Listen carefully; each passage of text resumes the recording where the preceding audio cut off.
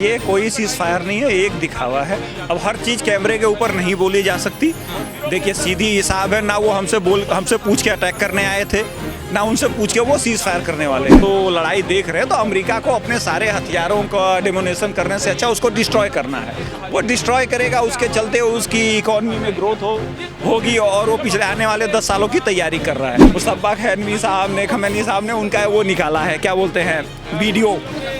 हाँ, तो नहीं दिखाया है, तो उन्होंने ये बता दिया कि भैया आओ ये बचाए, इसको उड़ाओ। पाकिस्तान को कोई नहीं पूछता है, पाकिस्तान का कोई लेना देना नहीं है। भैया जिस देश का विदेश मंत्री कह रहा हो कि हमारी तो अमेरिका से बातचीत नहीं हो रही है, वो यहाँ आएंगे, हम उनका पैर काट देंगे, हम उनको गोली मार देंगे, हम ये करेंगे, वो कर देंगे, हमारी कोई बात नहीं होती।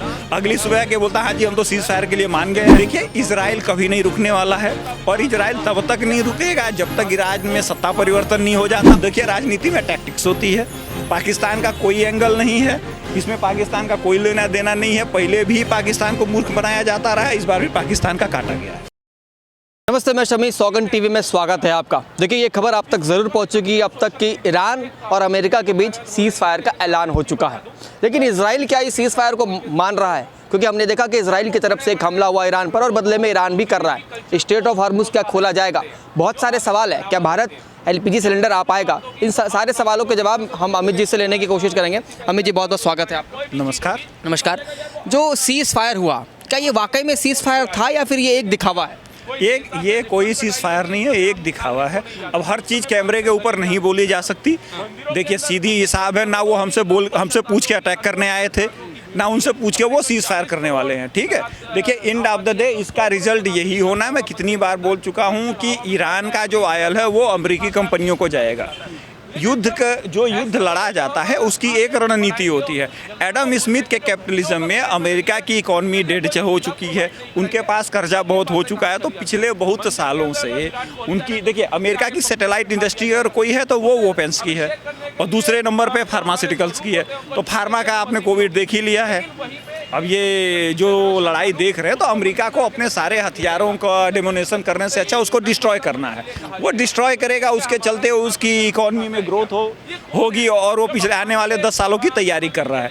देखिए ऐसा है कि इस सीज फायर का कोई मतलब नहीं है। आने वाले आप कुछ दिनों में देखेंगे कि जो उनके न्यूक्लियर साइट है, कल ही मुशर्रफ खमैनी साहब ने उनका वो निकाला है, क्या बोलते हैं, वीडियो। हाँ, तो नहीं दिखाया है, तो उन्होंने ये बता दिया कि भैया आओ ये बचाए, इसको उड़ाओ। हाँ, तो ये जान लीजिए कि ये 15 दिन के सीज फायर में यही होगा। जितने उनके साइट बचे हुए हैं उसका डिटेल अमेरिका को दिया जाएगा, बाद में अमेरिका वाले जाके मारेंगे। अमित जी पाकिस्तान का क्या एंगल है इसमें? पाकिस्तान कह रहे हैं कि बिचौलिया बना फिरा। कुछ नहीं भाई, पाकिस्तान को पूछता कौन है? पाकिस्तान को कोई नहीं पूछता है, पाकिस्तान का कोई लेना देना नहीं है। भैया जिस देश का विदेश मंत्री कह रहा हो कि हमारी तो अमेरिका से बातचीत नहीं हो रही है, वो यहाँ आएंगे, हम उनका पैर काट देंगे, हम उनको गोली मार देंगे, हम ये करेंगे, हम वो कर देंगे, हमारी कोई बात नहीं होती। अगली सुबह के बोलता हाँ जी हम तो सीज फायर के लिए मान गए हैं। देखिए इजराइल कभी नहीं रुकने वाला है और इजराइल तब तक नहीं रुकेगा जब तक ईरान में सत्ता परिवर्तन नहीं हो जाता और उनका जो रिलीजियस स्ट्रक्चर और IRGC का जो स्ट्रक्चर है, इसको जब तक इजराइल डिस्ट्रॉय नहीं कर लेगा तब तक ये सीज फायर नहीं रुकेगा। और ये कम से कम आपको लड़ाई 2 से 3 सालों तक चलती दिखेगी जब तक वहाँ सत्ता परिवर्तन नहीं हो जाता। कुछ लोगों ने कहा कि एप्स्टीन फाइल से निकलने के लिए ट्रंप ने जो है ये चीज़ें की, तो ये क्या है, ये नैरेटिव सेट किया गया? सर देखिए ये भारत के कुछ गोबर भक्त हैं, ठीक है, कुछ चमचे होते हैं और कुछ अंधभक्त होते हैं। ये 3 कैटेगरी है भारत में, ठीक है। ये तीनों के लिए एप्स्टीन फाइल के अलावा कुछ नहीं होता। ये जो अमेरिका नहीं रहा है, जो नहीं जानता, उसके लिए बहुत बड़ी चीज़ है। मैं रहा हूँ, मैं जानता हूँ, ये कोई नॉर्मल चीज़ नहीं है, बहुत नॉर्मल थिंग है वहाँ के लिए, इससे कुछ नहीं होता। भाई ये लोग कहते हैं मोदी झुक गया।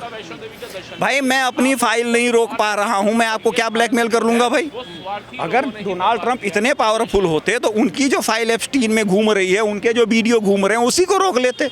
तो जो अपनी नहीं रोक रहा है वो आपको ब्लैकमेल कर रहा है। तो भाई देखिए भारत में वो गोबर भक्तों और चमचों की कमी नहीं है। वो इतने गोबर भक्त और चमचे हैं कि उनको कोई कुछ कहेगा वो मान लेंगे। जैसे गैस सिलेंडर पे मान गए कि भैया गैस सिलेंडर खत्म हो गया, जैसे तेल पे मान गए कि भैया डीजल खत्म हो गया। और यहाँ पे सरकार ने बहुत अच्छा किया, बोला मैंने तो एक्साइज ड्यूटी खत्म कर दी है, डीजल 10 रुपये सस्ता हो जाएगा। सस्ता तो 10 पैसे नहीं हुआ आज तक, लेकिन शार्टेज खत्म हो गई ना। तो देखिए राजनीति में टैक्टिक्स होती है। पाकिस्तान का कोई एंगल नहीं है इसमें, पाकिस्तान का कोई लेना देना नहीं है। पहले भी पाकिस्तान को मूर्ख बनाया जाता रहा है, इस बार भी पाकिस्तान का काटा गया है।